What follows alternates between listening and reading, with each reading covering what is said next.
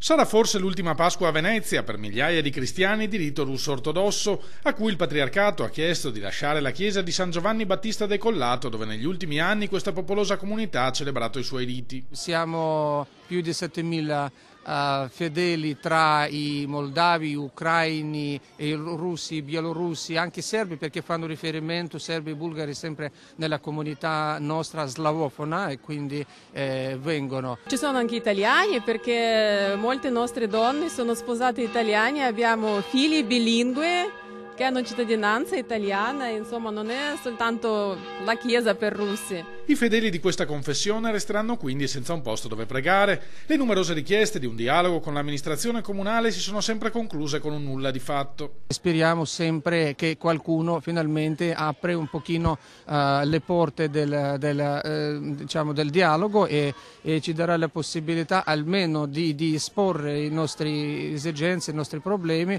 per magari andare avanti tra il potere, magari autorità comunali, magari i nostri confratelli cattolici, perché sappiamo che le soluzioni ci sono, ma non per noi. Gli ortodossi hanno quindi iniziato una raccolta fondi per acquistare o prendere in affitto un immobile in terraferma, anche attraverso i mercatini solidali che saranno presenti tutti i giorni in campo San Giacomo d'Allorio fino alla domenica di Pasqua. Noi vendiamo innanzitutto oggetti per decorazione di Pasqua per la tavola portati dalla Russia, da San Pietroburgo, e anche lavoretti fatti a mano. Ad esempio io ho fatto certe cose, anche le mie amiche mi hanno aiutato con uncinetto, con cucito, con taglio, e speriamo che queste cose possano piacere anche agli italiani. Al fianco dei russi si schiera anche il noto poeta veneziano Francesco Giusti, che invita tutti a partecipare alla pittoresca processione della Pasqua ortodossa, con partenza da San Giovanni domenica 8 aprile alle 22:30. È una tradizione di Venezia